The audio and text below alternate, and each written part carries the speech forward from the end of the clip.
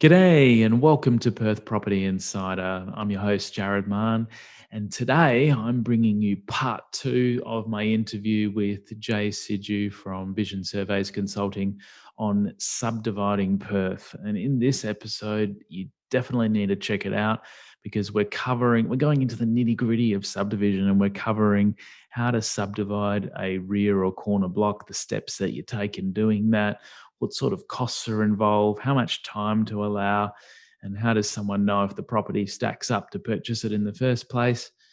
And I guess we might touch on a few other mistakes along the way.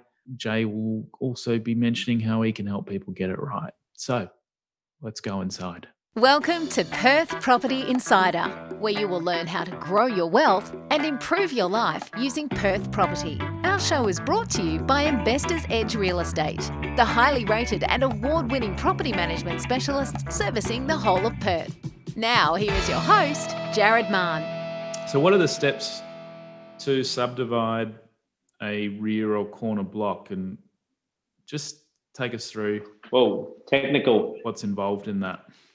If you were retaining a house, say we've got a overall site, we want to retain the house and split off either the back or the corner.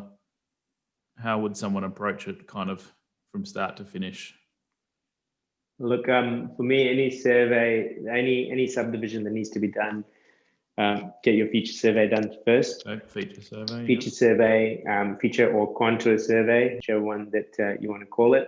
But the other thing that I tend to do, especially if you're retaining your dwelling, boundary survey. Yeah, find out where that house actually is located in relation to proper boundaries.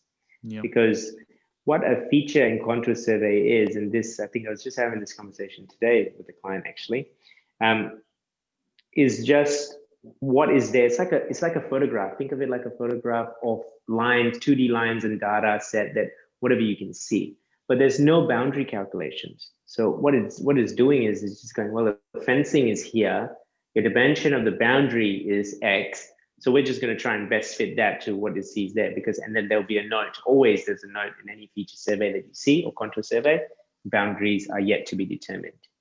Okay, so the problem arises when you're keeping a house is, what if you don't have the proper offset? What if you don't have that proper distance in the side? Let's say if you're doing a battle axe and you need 3 meters. 3 meters is bare minimum under the Building Act. Yep. So if you haven't done that boundary survey and you just measured it to a fence and it's saying 3.1, but what if that fence is out? Yeah. You know, and you only got 2.9, that's a problem. It's not impossible to fix, but it's a problem that could have been found out in the start. Yep. And you could have had 3 months of strategizing it. So time is your friend, and can be, obviously can be your enemy as well, but more often than not, if you have it on your sleeve, it's a friend. Yeah. And I guess from there, after you've got your survey, where do you go next? So once you go to survey, you get the drafting done for the subdivision to sign. And from there, we sit down and we have a chat of what we think can be done better, or if you want to change it more, or the client. And that's it. Once you get a WAPC. So I guess it's a case of probably working out, how much land to give to the front house and how much to the rear within the R codes, and exactly, it needs to be within. Working out that mix. And with the feature survey as well, you pick up stuff like trees on the verge, trees in the block. And with the whole, don't know if you know about the medium density codes that are out as well. There's a lot of stuff in there about trees, and protecting them. So you got to think about where you're going to be fitting this after a house is built on this block. Is there going to be a deep soil zone for the trees? If you were in the city of, let's say for example, city of Stirling, if there was a tree in the verge, where is it located? What is the diameter of the trunk? How far do you need to be to have a new crossover to be designed on this block? Can I even fit a crossover there? Is there going to be a problem? Do I need to argue with council later? Do I have a justification for this reduced setback? Because other than that, you have to meet those requirements for them, because that's the rules. Yeah. So you got to think of these things. Again, not impossible, but you know that from the start. Yep. That's really important. Think of that crossover. Think of those tree locations. Think of everything that's on the side. Where's your neighbor's, how's the neighbor's height going? These are all the things that you're going to get from that feature contour survey. Okay. Then you do the design. And that design, we usually talk with the likes of yourself going, all right, well, if we end up creating this, is there a market for it? Is this a good outcome? And is it going to sell? Is there going to be a market for it? Because my whole philosophy with this is I can create anything that I want to, but I need to create something that works for the market. Yes, we've seen many surveyors get highly creative over the years. And sometimes it's really, really fun though when you do those whole creative stuff. I'm not going to. But yeah, that's where I stand with it. And then after that, the next step is application to the Planning Commission. And if you've got a block that meets the requirements for the residential design code and you don't need a lot of variation, you don't need variations, go for the DA as well. If you're building, put in a development application because the council will be able to assess it at the same time as the Planning Commission. Now, the problem is when you need a variation, then you have to go to Planning Commission first, then only council entertains it after. So it's a timeline thing that you have to figure out yourself. I guess that's why it's good to know if you are going to build or if you're planning to title first and then go into build. Some people who are planning to build more often than not just want to do it as a build strata. Again, I might be biased, but being a land surveyor myself, I like to feel that I have land. And it's got its benefits, its merits doing a land subdivision instead than a building form and the restrictions around it as well. So I always push for survey strata. Well, the banks are not terribly excited about built form either. And the banks far prefer to see something they can count the value uplift once the title's through and at least building is there. They feel a lot more comfortable. And many clients, if they're a bit tight with their lending, they should look at going the other way. Some people need to do it, but the people who don't need to do it always want to try and save some money because you will save money, which is just planning commission fees, right? It's significant because just planning commission fee alone for a 2-lot, if we count Form 1A and Form 1C, you're already looking at close to $4,000 for a 2-lot. So significant money, understand why. But if you think of the investment that you're putting in there, small percentage. Yeah. Also, time is a factor, but again, I don't really see that as an issue because you'll be doing it in the background. Yeah, you can do it. A lot of people don't realize you can do it concurrently. Yeah. So that's where I stand with it. But anyway, after you put it in planning commission, you get 90 days statutory time frame to get that conditionally approved. And once it's conditionally approved, you just have to meet the conditions. And I say that so easily, sorry. It sounded too blasé there, but you have to meet the conditions. Okay. Yeah, that sounds better.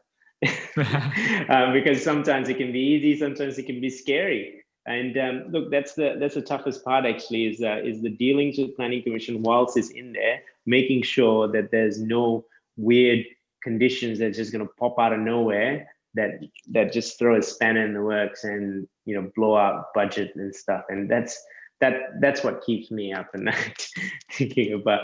And you can just imagine the amount of applications I have. Is there an exchange and a dialogue and do you get involved in that process? Yes, most definitely. For the whole, since so it's not just chuck it in and see what comes out. No way. If you want to just chuck it in and see what comes out, good luck to you. Have fun. All the best. But it's just anything can come up. Right? That's where public open space contribution things come up. That's where sometimes they add a condition for the retention of the house and something extra there. There's so many things in my head, but I don't know what to bring up at the moment in regards to it. But yeah, lots of things. Lots of things. Yeah, and it's not just the simple part of demolished house and then go to Langate. No, you've got to meet all these conditions, and each condition that's there, you're going to have to prove how you've met them. So, what is that getting of the clearances? Yep. How do you kind of go about that? Well, so it depends. Two things. With us, we have either the client does everything, and come back to us once they're done, but obviously not just chuck it to them and see how it goes. Guide them through it, answer field questions that arise. Number two is we sort out all the stuff that is required, and then we just do the clearances for them. Now, once a condition is met, check it. Make sure that you've engaged someone reputable and someone who knows what they're doing for the trade that's needed. Make sure you get all the documentation that's required from them. Plumber, you need a notice of completion, notice of compliance, and ASCON drawing from them as well. And then for an electrician, you need a notice of completion, maybe an ASCON drawing for dormant lines. And look, these things need to be lodged as part of your clearance request. Okay. Yeah. And currently, with the new way of planning, commission does clearances of water corporation, previous water corporation clearance condition. Now they've broken it down to two, where there's always an A and B condition, and the A would be with water corporation, and the B would be with planning commission. And basically, what's happened is just that all these assets for drainage within your property is now to be signed off by water corporation. So you got to make sure that you have those certificates from these trades, because you're going to need them in the end, otherwise it creates delays. Yep. Okay. I've seen some investors start to do certain things before they get the conditional approval. Is that a no-no, or can they start chucking up their fence and, doing other things? It's fine. When I do subdivisions of my own, I tend to do things early, but again, it's a gamble, right? Because if it's not what it is and you don't get it, and if you don't get it approved, and if something needs to change, that's extra money that comes out of your pocket that you need to sort out. Now, it's what I tell my clients is, look, it's not my money, it's your money, your project. So, I'm giving you advice based on what's best for you, because I'm thinking of you. Yeah. When I'm doing it on my own, that's different. Right. You understand a bit more where the risks are. You value the time saving over the risk of having to change, and what things you can, save some time on, and what things you need to wait and see on, probably. Exactly. So with experience comes all that, but you want to make sure that you don't, do anything that you shouldn't. Is what I'm also trying to say, because sometimes I see stuff that, you should have waited for another week before you done that. Just.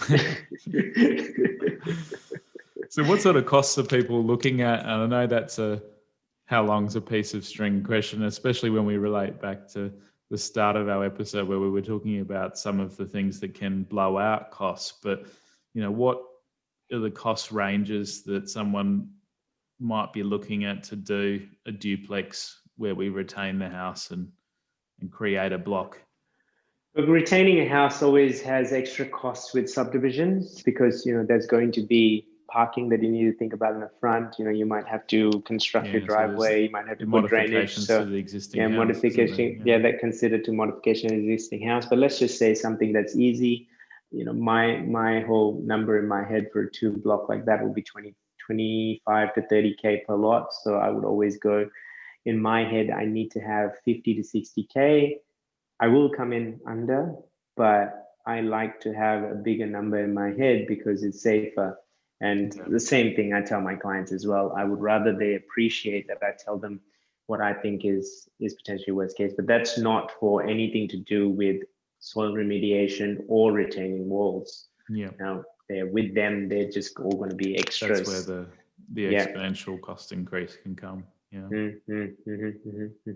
Now, the formula only works up to maybe about 3 or 4 lots. After that, because you got to think suddenly you got public open space contributions, and they should all be considered as subdivision costs. So then that's no longer possible to use that formula. And there can be, it starts to become a lot harder to assess the cost, because there can be savings with some, quantity of scale, but also if you get a cost wrong and it's multiplied by 5 lots, then, or if a power upgrade's required, or, anything that is needed to service the larger amount that you're subdividing, then the differentials can be much larger, can't they? Oh, most definitely. Yeah. Sometimes more often than not, that comes from situations where people need to change tenures and they forget that changing tenures requires a lot of other things, be it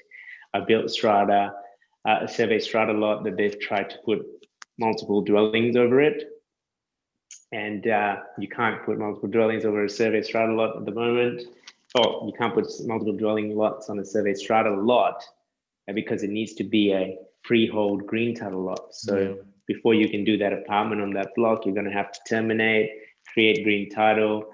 And then they go, oh, yeah. It sounds easy enough. Everything's already in place. No, every single implied easement that you initially had, you have to resurface everything. All needs to be independent because it's a green title. Yep. And that's where a lot of cost comes in. I did a project where we had to do a full power upgrade on the laneway just because of it. And that's, client didn't know. It comes to me and says, I need to do this. I said, well, you can't. And this was a few years ago.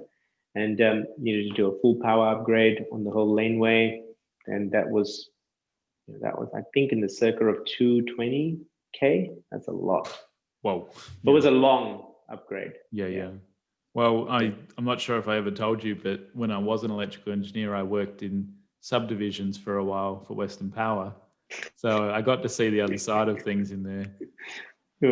And, it was very interesting when a development tipped the capacity over because it was so disproportionate, in cost. You'd go from the modest charge, which is typical, to overloads the area, and then you need to upgrade a lot of things. And, it was... Yeah, but when you were in there was subsidies in place as well. It was a good time for paying less in power, and people still complaining. None of that exists anymore? Yeah, now is all quoted. So no more 1362 for every subdivision. So how much time do you reckon people should allow if things are straightforward? Look, I get this question a lot, and every time I say this question, people go, whoa, why so long? 9 to 12 months is what I say to people to leave in their mind. And there's a logic behind it. 3 months in the start for, 90 days with the planning commission. And then you got 3 months in the end for more paperwork. So that's already 6 months. Yeah. Do however long you want in the middle. That depends on you, all the works that you need. But you've also got to remember we had the feature survey, subdivision design, meetings to discuss. So that's at least a month there already. So you've got 7.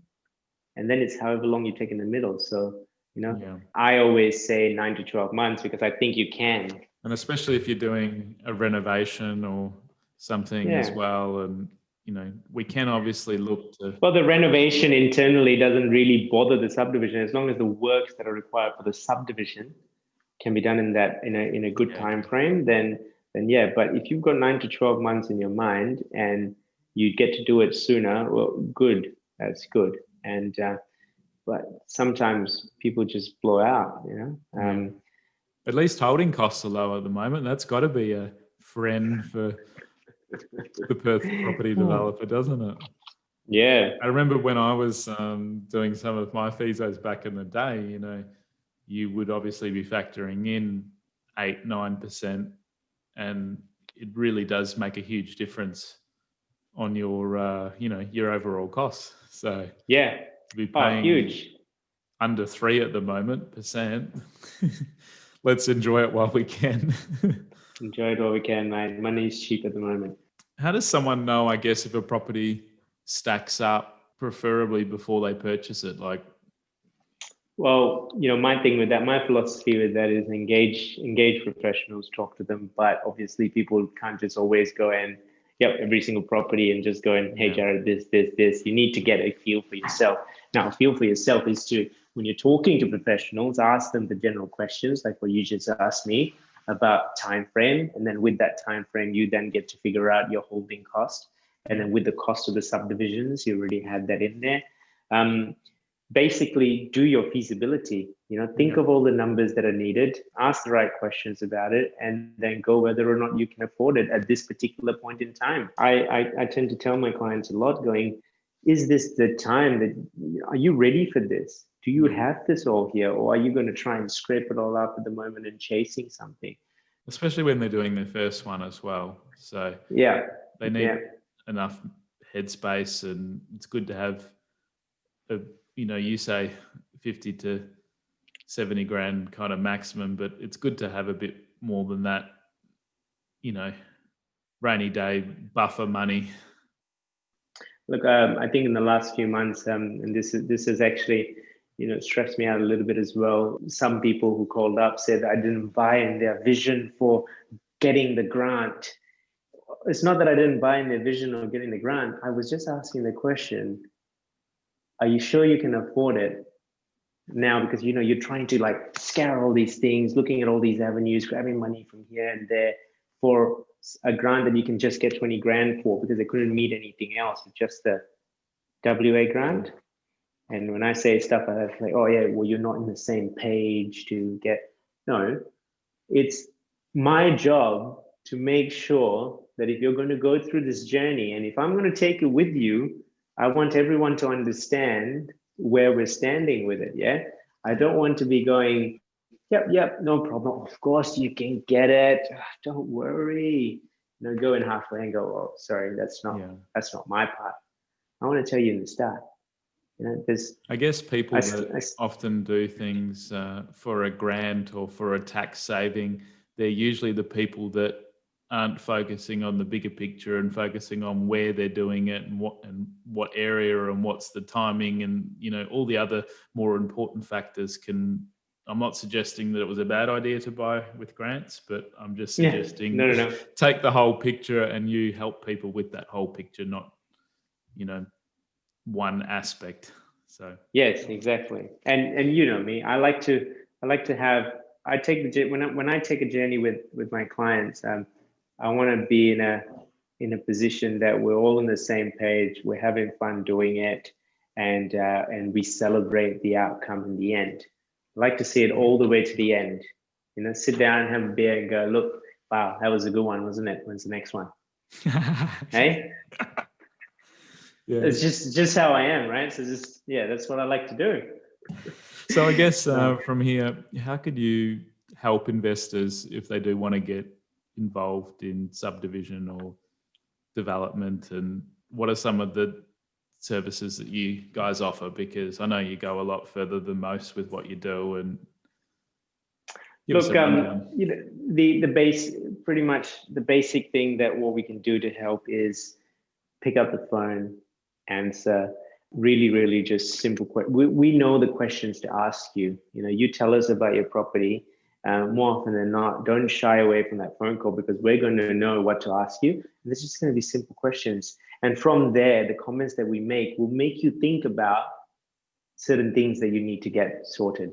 Okay. And if we think that you need to spend some money to do some surveys and stuff, that's the time that we tell you before your offer, say, hey, Jared's used to this, and, tell him that you need to, if Jared's your buyer's agent or something, just say, look, we need to put in a DD period here because we want to check this particular portion. You're not going to tell them they're crazy, because, that's an important portion to pick. If I say that I need to check a certain height level somewhere, it means that I have some concerns. Yeah. If I didn't have any concerns, I would tell you about it. More often than not, I like to catch up with my clients on site and walk through, and there, you can point out all the stuff that's required as well. So these are the things that we do in the start. And do you have you've got a feasibility service still, or a? Yes, that's our online thing. So that one there, whoever wants to get a online feasibility report can just go to our website and order it there. Yeah, we'll put your website details in the show notes and all your details in the show notes. Thank you. Are you running your masterclasses still, or have you stopped all that with COVID? Mate, thank you for asking that. Well, during COVID, it just got a little bit, I could have run it and all the social distancing measures and the likes, but also with the grants coming in and all that, it just got a little bit. You've had more work to do than what you don't want to do with, Yeah, well, after hours happened to be a blur with work and personal life after that. But look, it's starting again. There's going to be some interesting topics. There's going to be interesting guest speakers and professionals. I've got architects, town planners, and we're going to be talking about, and developers, and we're going to be talking about the new medium density coatings as well. We're going to be talking about if you were taking a build up to townhouses, what to think about during a development approval stage. And also, with the new R codes coming in as well, the amendments to the R codes, talk about that. So watch. Do you know Aaron Seiss by any chance? Yeah, I've got him coming along in a future episode to talk about some of those changes, because he did a lot of work on the R code changes. So yeah, but I can definitely recommend your masterclass. And it sounds like I'm going to have to get back along and learn from the subdivision master again with all those changes coming. Yeah. Joanne came to one of mine, and I think he had quite fun. So that was good. Yeah. Awesome. Yeah, Well, thanks for chatting it was today. Always nice. Awesome. Chat soon, mate. See ya. All right, buddy. Take it easy. Bye.